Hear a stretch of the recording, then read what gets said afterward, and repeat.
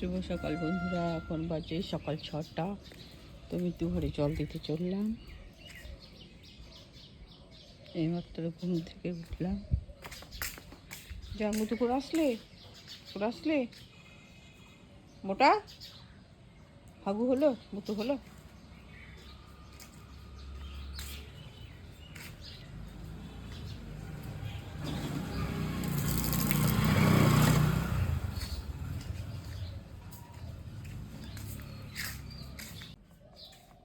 চলে এলাম চা নিয়ে।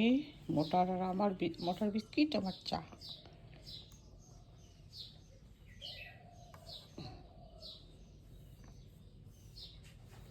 গুড মর্নিং করো। Good morning, good morning, good morning. Biscuit নাও।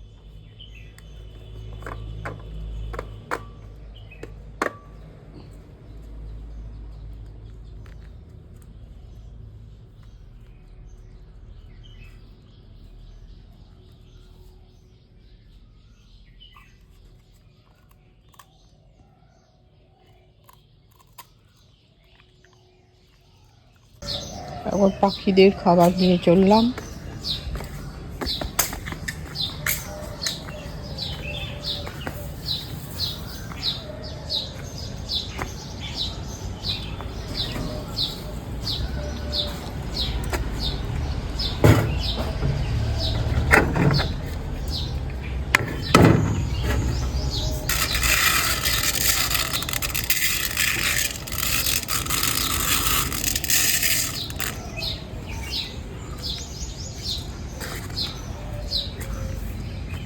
শুভ সকাল বন্ধুরা, আবার আজকের ব্লগে আর একটা গল্প নিয়ে চলে এলাম। আজকের গল্প আমি শোনাবো যে অযোধ্যা কাণ্ড, দশরথের অভিলাষ। শত্রুগণকে সঙ্গে নিয়ে ভরত মাতুলালয়ে গেলেন। সেখানে বহু আদর যত্ন ও সুখভোগের মতো দুই ভাটা কিন্তু পিতার কথা স্মরণ করতেন এবং রাজ্য দশরথ তার ছেলেদের মনে করতেন এবং ভাবতেন, কিন্তু তার মধ্যেও তার রামই ছিল সর্বপ্রকার প্রিয়। রাম সনাতন বিষ্ণু, তিনি বলদীপ্ত রাবণের বধের নিমিত্ত দেবগণের প্রার্থনায় নরলোকে জন্মেছেন। তিনি রূপবান, বীর্যবান, ভূতলে অনুপম গুণে দশরথের তুল্য। তিনি সর্বদা প্রশান্ত চিত্তে কথা বলতেন এবং প্রশান্ত চিত্তে এবং মৃদু বাক্যে কথা বলতেন। আর পরশ উত্তর দিতেন না। তো কেউ একটি উপকার করলে তিনি তুষ্ট হতেন এবং উদাহরণস্বরূপ বশত শত উপকার করলেও অপকার মনে রাখেন না। তার প্রতি কুলোচিত খাদ্য ধর্মকে তিনি অতিশয় শ্রদ্ধা করেন এবং স্বধর্ম পালনের ফলে মহৎ স্বর্গ লাভ হয়, একথা তিনি নিষ্ঠা সহকারে মানেন। তো একদিনকে বললেন যে এই সকল অনুপম গুণাবলীর জন্য দশরথের অভিলাষ হলো যে নিজের দুর্দশাতেই রামকে রাজপদে প্রতিষ্ঠিত করবেন। তিনি তার সচিবগণকে জানালেন যে আকাশে, অন্তরিক্ষে এবং ভূতলে ঘোর উৎপাতে অশুভ লক্ষণ দেখা যাচ্ছে। তার শরীরে জড়গ্রস্ত হয়েছে। এখন রামচন্দ্রকে বা রাজ্য দিয়ে সকলেই কৃত হবে। তো এইসব কথা শুনে সবাই তো আনন্দে একদম উল্লাস করতে লাগলো। এবং কিন্তু রাজা দশরথ এই রাজ্যে এবং জনককে তখন জানালেন না, বললেন পরে জানাবো আর কি এই প্রিয় সমাচারটা। তো রাজসভায় সকলকে আমন্ত্রণ করে দশরথ জগদগম বিস্ময়ে বললেন, আপনারা জানেন যে আমার এই রাজ্যে ইক্ষ্বাকু বংশীয় নৃপগণ প্রত্যেক পুত্রতুল্য জাতীয় প্রতিপালিত হয়ে এসেছে। এখন আমি তার খুব বুদ্ধি করতে ইচ্ছা করি। আমি আমার পূর্বপুরুষদের পন্থা অনুসরণ করে রাজপথ অনুসরণ করে যথাশক্তি পূজা পালন করেছি। সর্বলোক ঐশিত সাধনে রত থেকে শ্রেষ্ঠ রাজশাস্ত্রের ছায় আমার ভূমিকে জীর্ণ করেছি।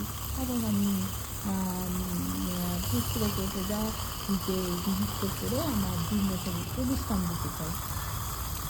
বললো, তো যদি এই প্রস্তাব আমার প্রিয় কথাটি হচ্ছে, তো নিতে পর আরও প্রস্তাব আপনারা চিন্তা করে বলুন, কারণ পক্ষপাত মধ্যস্থ ব্যক্তি বিচারই শ্রেষ্ঠ।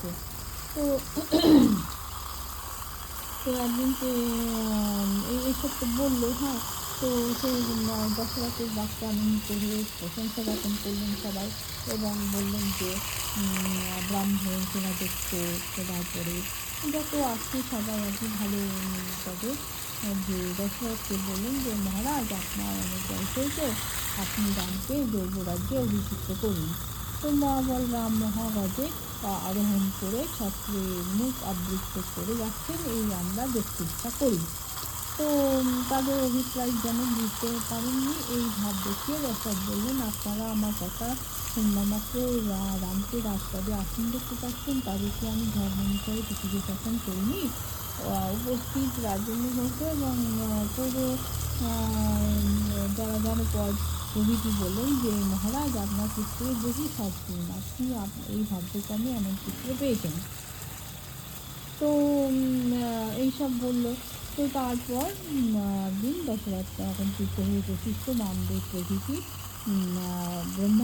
ব্রাহ্মণগণকে বললেন, এই পবিত্র চৈত্র মাসে আপনারা রামকে যৌবরাজ্য দানের আয়োজন করুন। সভায় আবার হর্ষধ্বনিত হলো।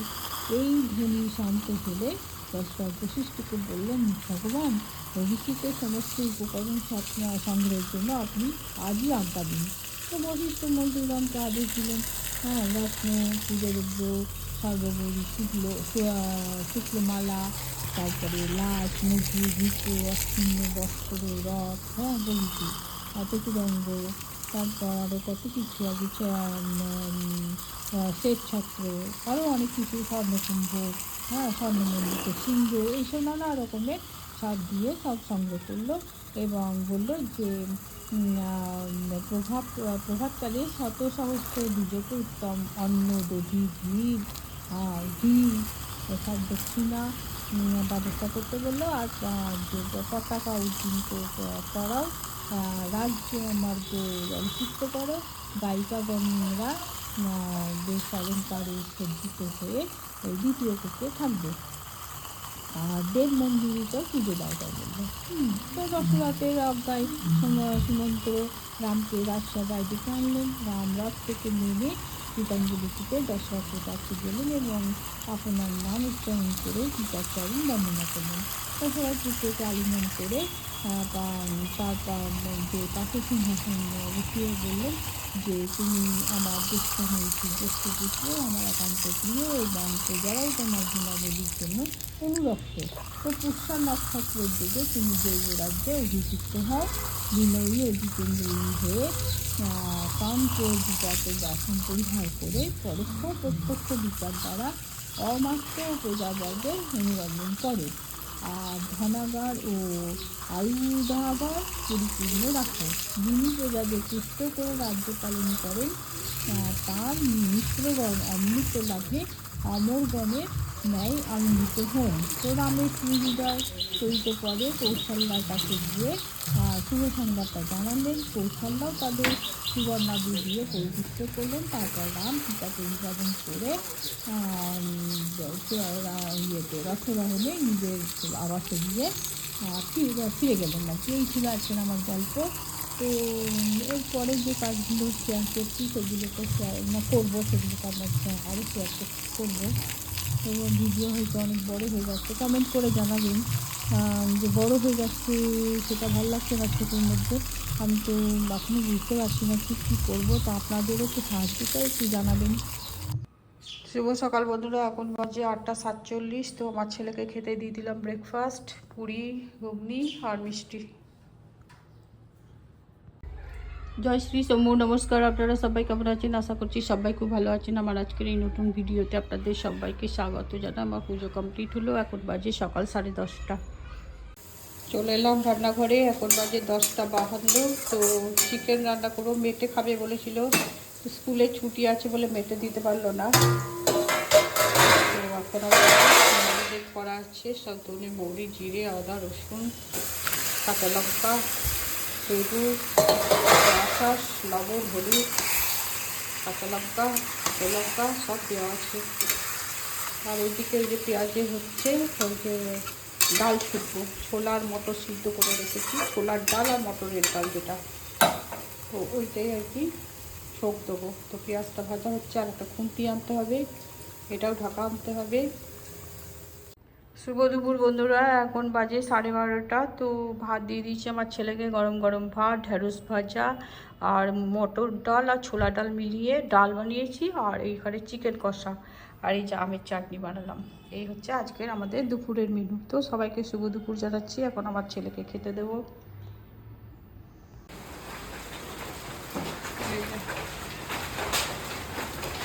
পাথর পড়ছে, বৃষ্টির সঙ্গে পাথর, কত পাথর পড়েছে, ছড়িয়ে গেল।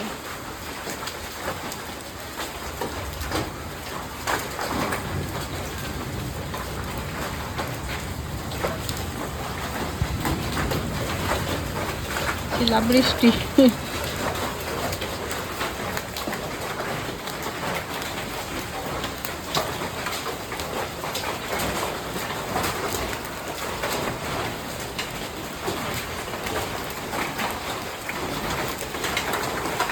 আমার মোটা দেখছে কি করছে, এটা কোথায় করছে।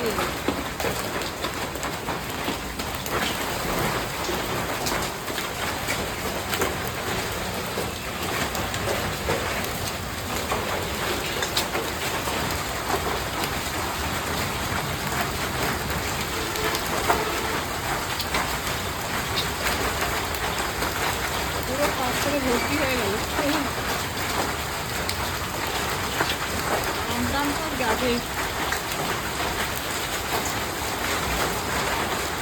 শুভ সন্ধ্যা বন্ধুরা, এখন চা নিয়ে নিয়েছি, চায়ের সঙ্গে এই যে প্যাকেট চিড়ে ভাজা আর এই যে মোটার বিস্কুট। তো চা তো খাবো, সেই 3:30 থেকে বৃষ্টি শুরু হয়েছে। নাও খাও,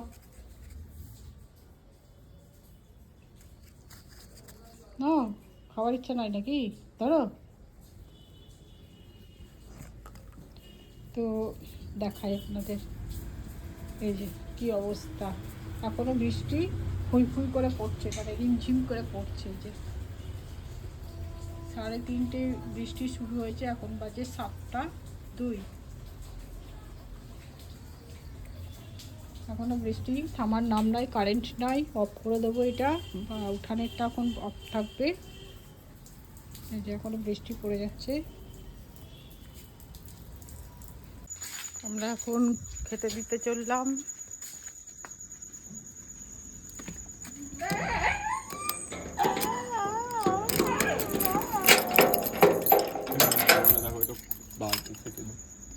কোনটা করে দিয়েছে? ওই যে ঢুকে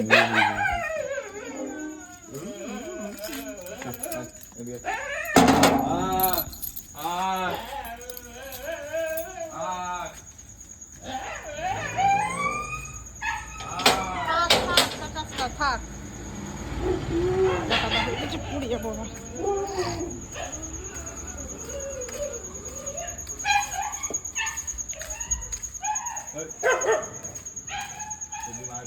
সব এই পাশে দিয়ে দে, বাবা বকছে কিন্তু প্রত্যেক দিন। লাঠিটাও তো হাতে ভুলে গেছি, প্রত্যেকদিন অত তাড়াতাড়ি করলে মারপিট লেগে যাবে।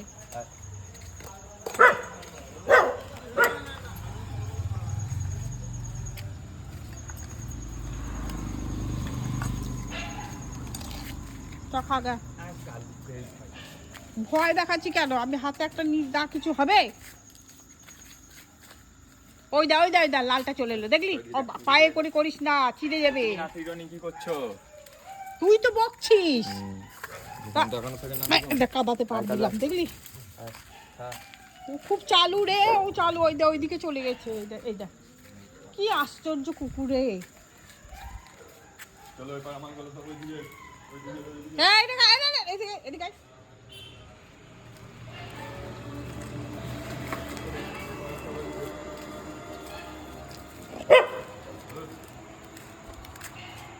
অরিন্দম টাকা ওই করে ফটফট করে দিয়ে দে, রেখে পাশে দে।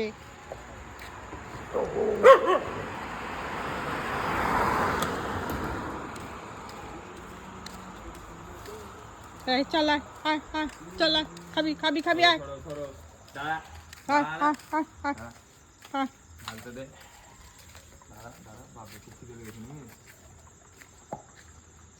এই দে দে দে দিয়ে আয়, এক হাতা করে দে, পরে দিবি। গাড়ি আসছে রে।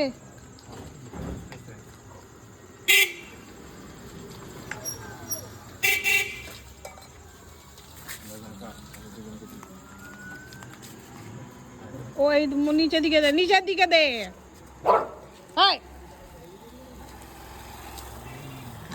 ওইটা দেখেছিস? চল এইটা এইটা ওইটা চলে গেল, দেখলি?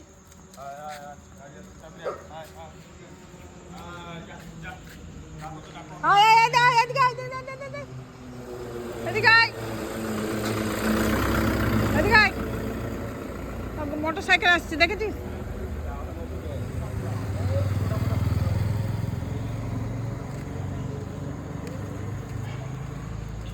এই চল কেন, এদের জন্য না, এদেরকে খাবার ওই জন্য দিতে আসতে হয় না, এরা কথা শোনে না। দেখ লাঠিটা দেখা, লাঠিটা ওই এইটা খুবই খরচের কুকুর, ওই খাবারটা ছেড়ে দিয়ে চলে এলো এখানে।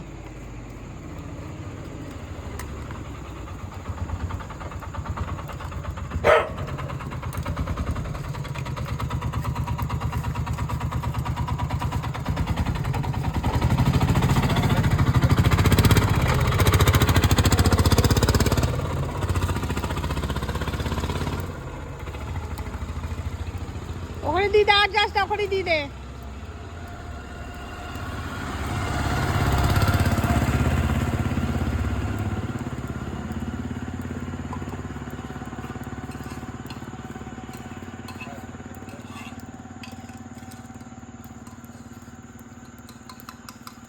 চলে আয়।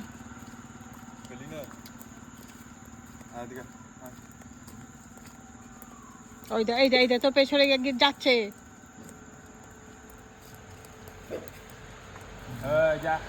মাটা হাতে করে কিছু করতে যাও না, কামড় পড়ে যাবে অরিন্দম।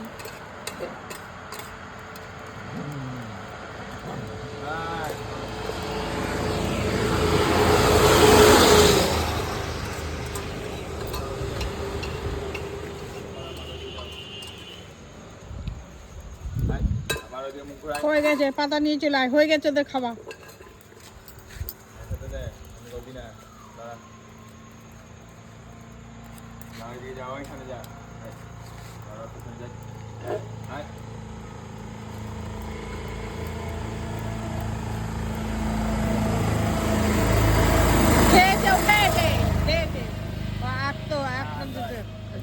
রাগ যা হচ্ছে না আমার, কি বলবো, সেই যেতে যেতে যেতে যেতে কোথায় দিচ্ছে দেখছো?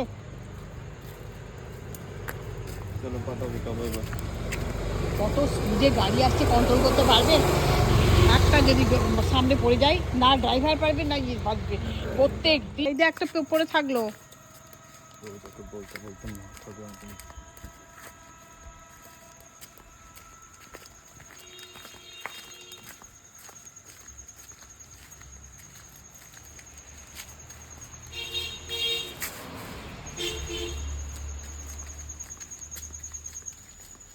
আমাদের কুকুরকে খাওয়ানো হয়ে গেল। ভিডিওটা আজ এই পর্যন্তই রাখলাম। সবাই ভালো থাকুন, সুস্থ থাকুন, সাবধানে থাকুন, আর প্লিজ আমাকে লাইক, শেয়ার এবং সাবস্ক্রাইব করবেন।